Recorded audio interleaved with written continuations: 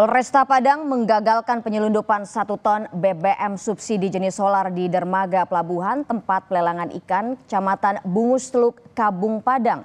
Petugas ikut mengamankan 2 orang pelaku. Dari penelusuran polisi, 2 pelaku diketahui membeli BBM subsidi dengan menggunakan surat kepemilikan milik orang lain dengan total 1 ton 65 liter solar. Bukannya diberikan ke kapal sesuai peruntukannya, kedua pelaku malah menjual kembali BBM subsidi ini ke kapal yang lain dengan harga yang lebih tinggi daripada harga normalnya. Untuk mempertanggungjawabkan perbuatannya, kedua pelaku bersama barang bukti digelandang ke Mako Polresta Padang.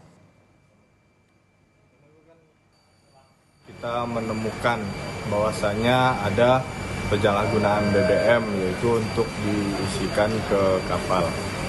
Di mana penyalahgunaan tersebut kita bisa menentukan dia mengambil BBM tersebut bukan berdasarkan dengan surat kepemilikannya, akan tetapi dengan surat orang lain dan dijual kepada kapal yang berbeda.